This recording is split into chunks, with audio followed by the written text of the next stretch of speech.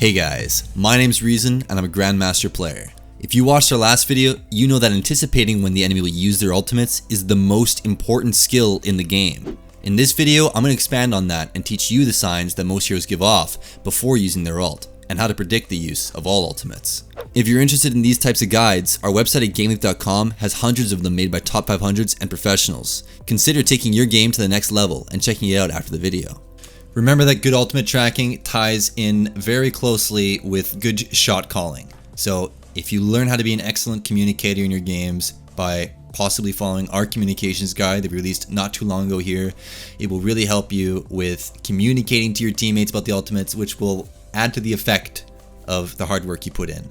So don't just stop at figuring out when the ultimates are coming out. Make sure that you are an excellent teammate as well. Now, let's start off with the damage category.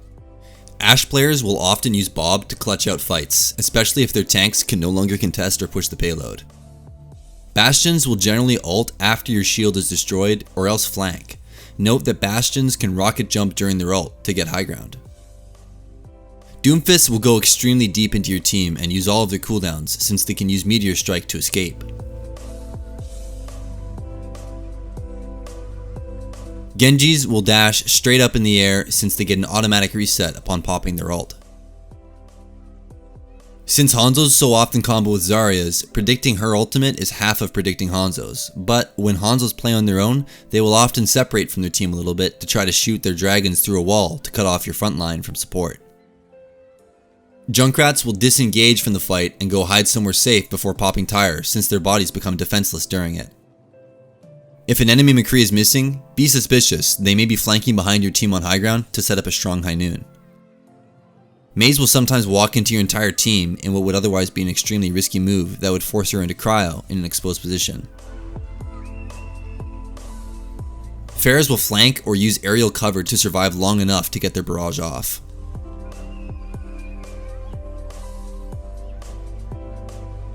Reapers will often wraith in or flank above to drop in the middle of your team for maximum damage, so you should be suspicious if the enemy Reaper stops being a nuisance. They may be repositioning for a team wipe.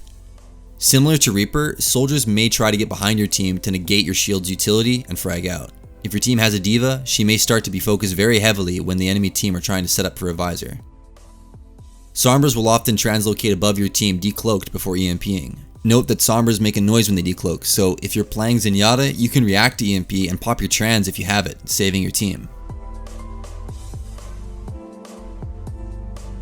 Symmetras will generally use Photon Barrier to engage fights to give their team the advantage. Since there is an animation during the cast time, they'll generally back up before using their ult.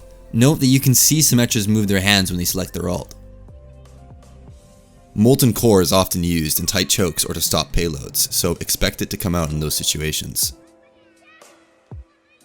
Tracers may stop being a nuisance and switch to being more passive while looking for opportunities to blink very rapidly into a naturally close proximity with the plan to stick a pulse bomb and recall.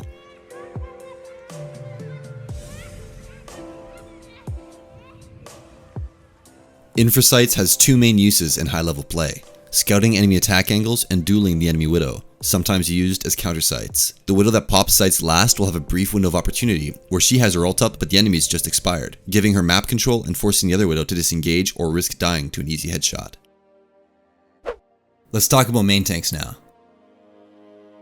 Orisas will sometimes turtle up in a corner before putting down their supercharger to protect it from all sides, often standing directly on top of it. Reinhardt players may stop using fire strikes and become extremely aggressive to try to get past your shield. It's also not uncommon for Reinhardts to go for back shatters, so if you're the Reinhardt on your team and you don't see the enemy Rein standing in front of their team, you should be very suspicious. Winstons will dive very deep into your team, often without their diva, when they plan on popping primal. Self-destruct is generally used in two ways, as an extra life and to get picks. In the case of the former, you can anticipate the bomb when the diva stays in the fight for way longer than she has any right to. And for the latter, divas will generally fly up into the sky before hitting Q. Since Roadhog becomes very vulnerable when using his ultimate, Roadhog players will often use Whole Hog when they're covered by their teammates, sometimes for shield break even, especially against a Protect the President comp. Because it is a fairly weak ultimate, Roadhogs may sometimes use it in a 1v1 or comboed with a hook. Hogs may also use this when you are near an edge for the boop potential. Hammonds will generally grapple swing high above your entire team before using their mines, followed by a pile driver. Zaryas will walk into your team while reloading, a move that without their ult would otherwise be suicide. If you're running a diva, the Zarya may become obsessed with focusing her down when she's planning on grabbing. And finally, supports. Ana's ultimate is unique in that it does not buff her in any way, but is directed entirely into a teammate, so predicting its use tends to come down to her teammate's comp and ult economy. Common combinations are Nano Winston, Nano Rein, sometimes into a grab, and Nano Blade. Nano is often used to save a teammate, so if you're ult tracking and the main tank gets low, anticipate that the enemy Ana may use her ult to save them. Rally does two things, plus 15 armor every 0.5 seconds, capped at 100, and plus 30% movement speed. These effects work in an 8 meter AoE for 10 seconds, so given that, there is an extra 200 armor accessible if used in combat, so sometimes Briggs will pop it at the start of the team fight. If you're running a Rein and use Shatter, expect the enemy Lucio to beat it. Thanks to their wall riding passive ability, they aren't likely to be affected by the Shatter and will often beat to try to turn the fight around. Mercies will often use Valkyrie to initiate team fights, and Mercies get Valkyrie about once per major fight, so anticipate her to ult when they break out.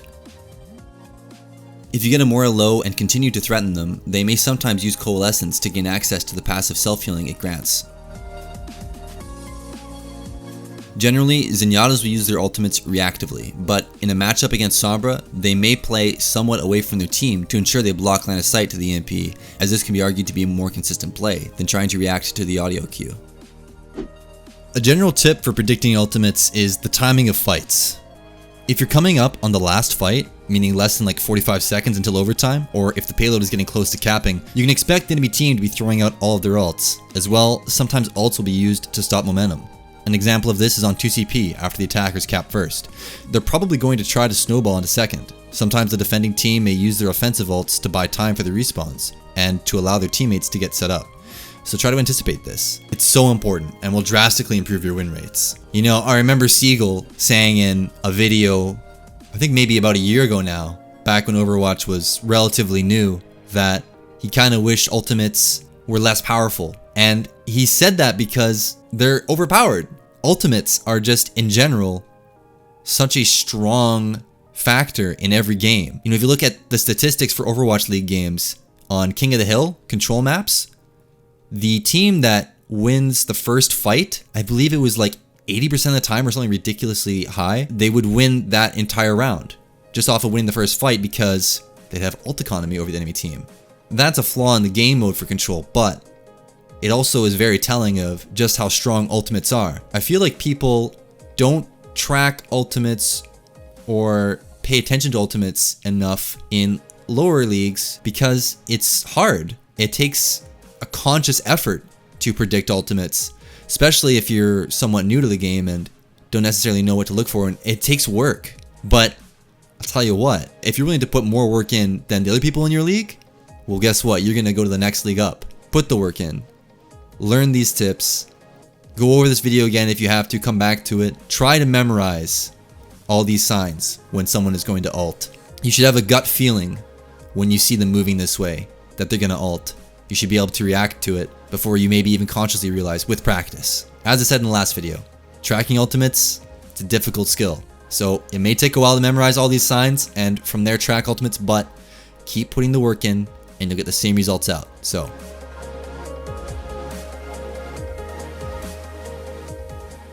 something else to notice about ultimates is that they tend to have the same effect that the hero normally has, but just amplified. So for example, Soldier 76 excels at consistent damage. His tac visor, even more consistent, he doesn't miss. It's always going to be the same amount of damage as long as you're within his line of sight, which is his normal weakness, and is amplified with his ultimate. If you line of sight his ultimate, it's really, really strong against him. Roadhog creates a ton of space with his knockback, which is what an off-tank's job is in general. So good luck and have fun in your games, and thanks for watching. Remember that if you like this video, to click the thumbs up, share it with friends, and consider subscribing to the channel, as well as checking out our website. We really appreciate it. See you guys later.